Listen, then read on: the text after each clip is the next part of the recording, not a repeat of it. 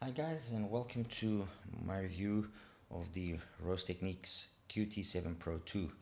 This is another one in their product line, this time a 1+2 hybrid, and let me just, kind of, well, spoiled things a little bit, but let me just say a very well executed 1+2 hybrid. That is again a winner in my books, at least.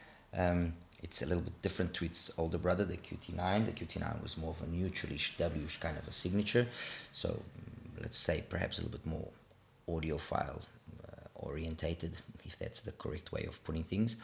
This one is an unashamed V signature, that's it. But it's very well executed, very well done, and a lot of fun. It's a really it's a lot of fun. Let's just put it that way.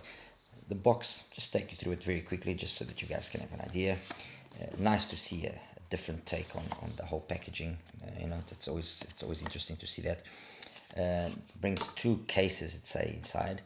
One which brings the tips, a removal for the MMCX cable, and a adapter for 6.35mm. If anything, I would have liked to have seen a few more tips, but hey, overall it's fine.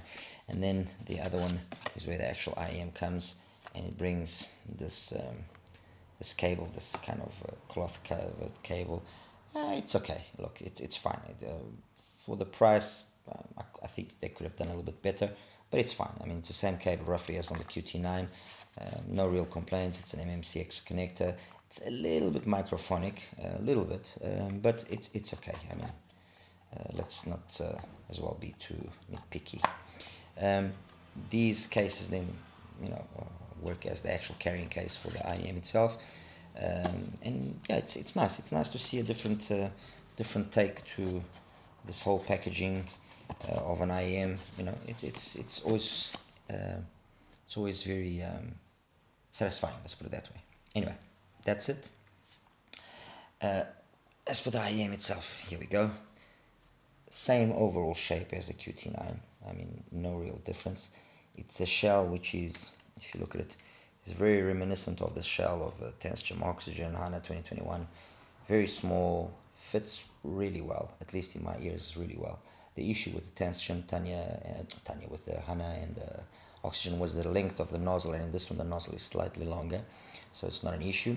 It has that nice, well, 10mm according to them LCP driver, and these two BAs there, which are sitting very close to the actual nozzle exit.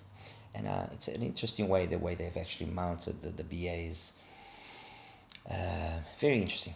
Let's just put it that way. Very interesting.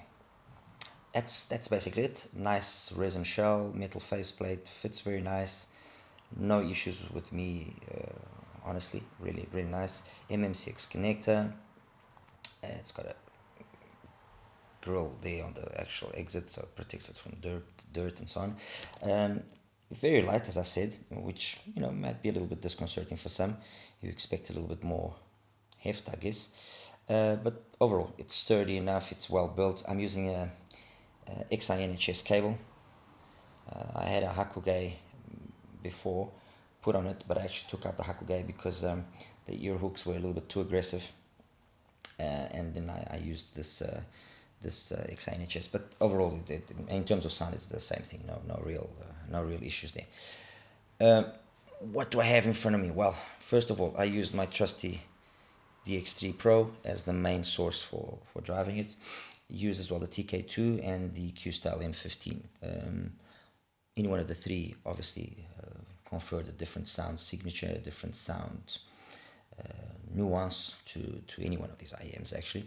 The TK2 always the more clinical, the more cold sounding, let's put it that way, but detailed. It's a beast. The Q-Style, wow. If anything, I wish they had actually a proper desktop emulating the M15. If anybody knows of it, please let me know, because if it is anything like the M15, I'll definitely buy it. The M15 is tremendous, and the reason why I'm saying a desktop would be nice is to have a bit more power, to have something which is capable enough to maybe put out a 1.5 or 2 watts or something of the sort. The DX3, well, DX3 is a kind of an in-between the two, in my opinion. It's clean, it's detailed, but it can be less clinically, less cold, let's put it that way, than the TK2. So TK2 cold, the DX3 less, more warm, and the Q style definitely the warmer one, the one that has the, let's put it, maybe not the correct way of saying this, but the one that has the nicest tonality. Okay, obviously the way that they match to any one of these IMs is also a factor which will either make or break, let's put it that way. What do I have here in terms of IEMs? Well, I have, I could have chosen a few more, but I kept it down to this because of the following. These are, in my opinion, the go-to Rex at around this price of $100 to $130 of a 1+2 hybrid. TriStar C, if you want a highly detailed, highly resolving IEM, capable of really good technical performance, this is the one to go for. It's flaw is a strong word, but it's less good detail, let's put it that way. It's perhaps a base quantity that doesn't match the ability that it has in the high end. And that honestly is really the only thing that I can point at it. I mean, it is a, like I said, a tremendous IEM, plays beautifully, has, I mean, it's something else. It has the reputation that it has deservedly, okay? Next to it, GS Audio GD3C takes over the GD3A as the rec at around $100. This is about $125, about $100 for a 1+2 hybrid. It kind of, I'm not going to say this is a hybrid version of the Olina. No, the Olina as a single DD for $100, it's a tremendous IEM. It is, honestly, if you haven't heard it, go out, hear it, buy it. It's a no-brainer. It's a really good IEM. Is it my favorite single DD at $100? No, it isn't. But it's a really good IEM. It's an IEM that has gained a lot of reputation, and thus I talk well about it. I'm not going to talk bad about it, even though it's not my favorite. The GD3C is the same thing, but in my opinion, is the same thing, but in a hybrid format. They've corrected it over the 3A in terms of the peak that it had at around 5K. It's although it's still there, it's less prominent, less noticeable, and I guess that has to do with the fact that they've actually brought down the energy past 8K slightly. And by bringing that energy down slightly, it's made it a little bit more, a little bit more clean. Let's put it that way. Okay. Then on this end, I have the Tinker TK300, which is a bit of an unknown. Not many people know about this IEM. It's a sister company of AudioSense. Has this kind of shape which is bullet style, very reminiscent of 10 Hi-Fi, T4, T2s and so on. 1+2 as well. And this is, well, in a very concise manner, it's basically a GD3C, but with a mid-bass bump. So making it more fun for those that want more of a high energy, high impact presentation. Colored, slightly colored, but nicely done. And overall, a lot of fun as well. A lot of fun. It was, and it is a rec of mine if that's what you're looking for. Okay, so basically, in a nutshell, if you want more clean, more neutral kind of a sound, more audiophile style, you'll go for this. If you want something more high energy, more impactful, more colored, but in a proper way, this. If you want a good in between the two, then you go for the GD3C. And so enter the Rose Technics QT7 Pro2. Where does it sit? Well, as I said in the beginning, this is a really fun IEM. It's basically a V-shaped signature. I'll show you now in a second. But it doesn't have that peakiness that you have in both the GD3C and in the TK300 that you find in that 4.5 to 5.5K.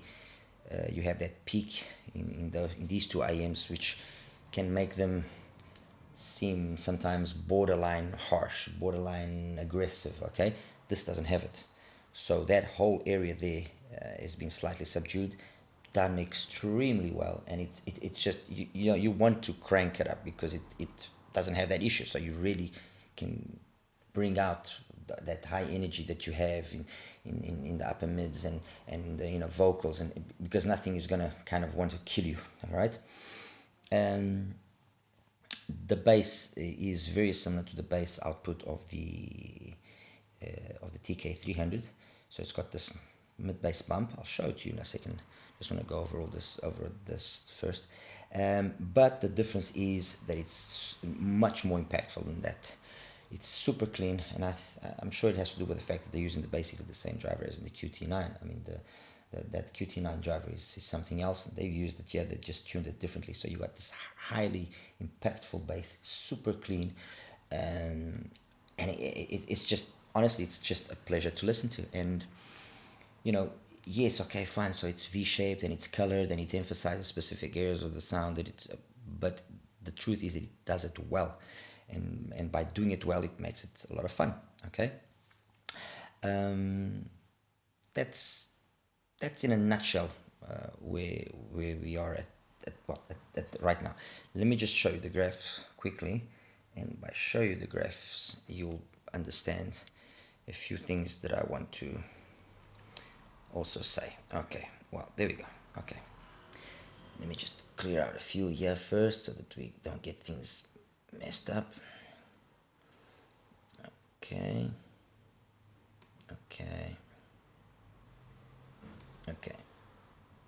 there we go.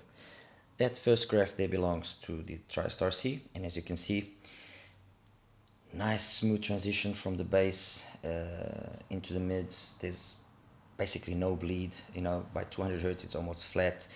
Very nice the way that then the gain, peanut gain comes in, flatness, that dip there at around 5k as well, 4.5, 5k, to do away with any sibilance. And you hear this, all of this that I'm saying, you hear it, you feel that nothing is overemphasized, everything is super clean, super detailed. It is really, really nice. If that is your thing, if that's what gets your boat rocking, is details, cleanliness of sound, and so on and so forth, this is the one to go for, no question.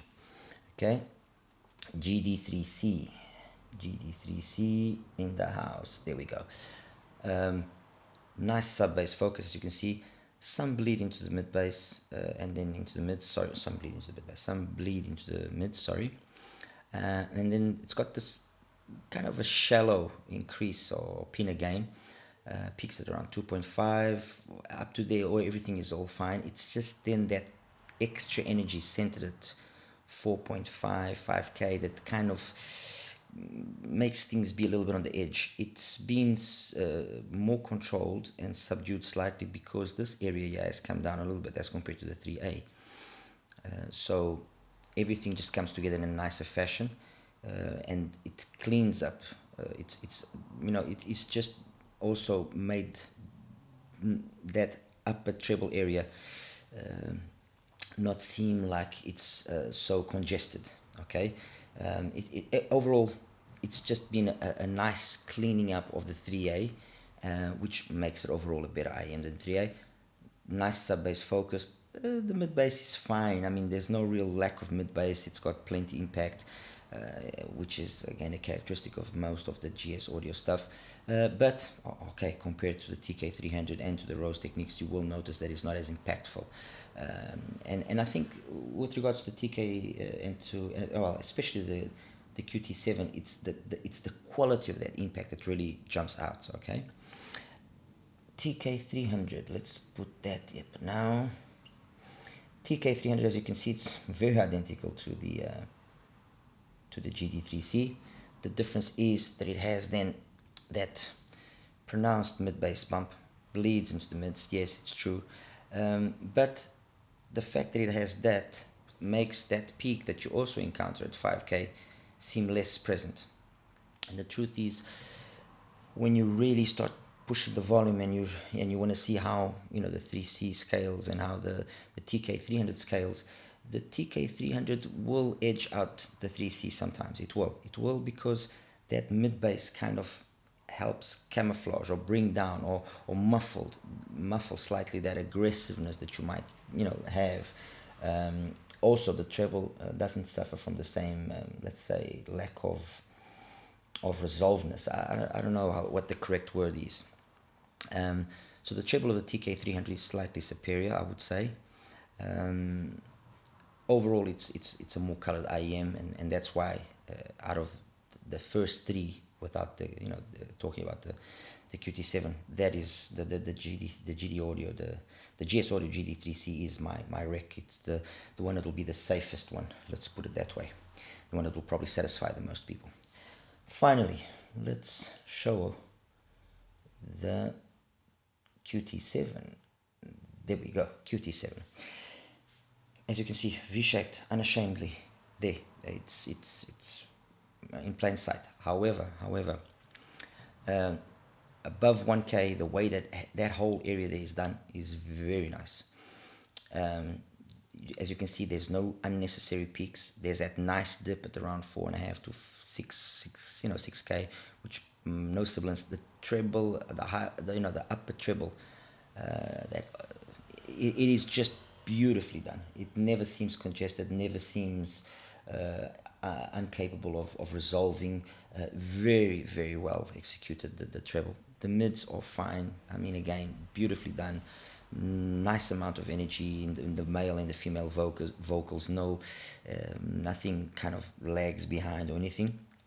If anything, they will obviously be affected is by the mid bass bump that you have there, which does bleed into the mids, I mean, as you can see. And that, yes, it will confer certain music genres like rock and R&B, well, EDM more, a little bit more fun. But yes, it is not correct. It is not the IEM that you would use for monitoring, or it's not the IEM that you would use if you wanted to be musically correct, let's put it that way. Okay, it does overemphasize things. It does overemphasize, specific parts of the spectrum. But having said all of that, it does it in such a nice way and in such an engaging way that it's one of those IEMs that you say, hold on, let me just put this other song and see how this is done. Let me just put that song and see how it does with that song. So it's engaging enough. It captivates you enough for you to want to try other songs to see how it does, because what it does present you, it presents it in such a nice manner that you want to hear it. Larry Carlton, Sunrise Live. Yes, it's overemphasized, but it's nice. It's done in a nice manner. The City from Paul Brown, the guitar and his voice. Yes, you can feel there's an extra amount of warmth to his voice, and the guitar is maybe overemphasized a little bit as well. But it's done in a nice way. It's done in a really tasteful manner, and that's, I think, the main characteristic of the QT7. Let me just bring it down here so we can talk better looking at the actual IEMs. I think that's the main characteristic of the QT7, is that it's a fun IEM. It makes the TK300 obsolete. It doesn't make sense to choose a TK300 when you have this, which has got the same kind of high energy, let's put it that way, as that, but does it in a more clean, in a more correct, well, it just does it cleaner, okay? It just does it in a very nice, clean manner. And it scales super well. You crank the volume and nothing falls apart. What you saw in the graph kind of basically maintains itself like that, but just louder, and that's very satisfying. That's it makes for an earphone which is engaging. It's a pleasure to listen to. In terms of its technical capabilities, tonality, timbre, soundstage, imaging, detailed retrieval, and all those aspects. Yes, okay, fine. The king, yeah, let's put it that way. And please keep in mind, I mean, we're always talking here, at least I'm always talking about minimal differences. It's not day and night differences, but the one that comes out on top is obviously the Starseed. It's the one that's the most correct more times, or in more of those categories. Okay, with the GD3C coming in very close and beating it in certain things. I mean, tonally, I would say these two are about equal. Soundstage there, imaging there, detailed retrieval there as well, slightly. The QT7 tonality, if you like a warmer tonality, you know, yes, fine. Let's say if you're a fan of the blonde tonality, then definitely this will appeal to you. I'm a fan of the blonde 03 tonality, so I liked it straight away. If you, in terms of soundstage, it's wide enough, maybe not the deepest, maybe not the tallest, but it's wide enough. Imaging is actually surprising, because although it's got pretty good detailed retrieval, I found that the imaging, it was a kind of a hit or miss in my opinion. But overall, look, the technicalities are fine. They could be slightly improved upon for the price, but I think that was not the whole premise behind it. I think the way that this was tuned, it was supposed to be tuned to be fun. If you want something more correct sounding, then you go for the older brother, the QT9. Okay, if you want something which is fun and engaging, sharing a very similar formula, then you go for this. I think that was the whole idea. In terms of some songs that I will be posting, and you can afterwards, you know, take into consideration to listen. Forbidden Fruit from Candace Springs, it plays it really well. It just maybe overemphasizes a little bit of her voice by giving it too much husk, because that extra warmness that you have in the mid bass. Deja Vu from Will Downing, it does it very, very well. And one of the songs that it does, well, two songs that it does really well, You Used to Rock from Blue Six. Oh my, this plays it unbelievably well. This is basically the same DD driver as in the QT9, so that impact that driver has is just, honestly, it's surreal. It is surreal. It is a very, very good DD driver. I can only wait to see further things from Rose Techniques using this driver, honestly, because it is something else. It is, and I'm saying this in full confidence of what I'm saying, because I've tried a lot of DD drivers. I do my own, I build my own IEMs, and it is, oh my, some people, yeah, just don't know how to drive. Anyway, sorry for that. In terms of the quality of this driver, it is something else. It is highly textured, very detailed, it's a quick bass. It almost reminds me many times of the bass quality of like a really good BA earphones. So that Sony M38 D1X, that impact that it can have when it's tuned in that way, this has it, that quick impact in and out. It's got it. It's a fantastic driver.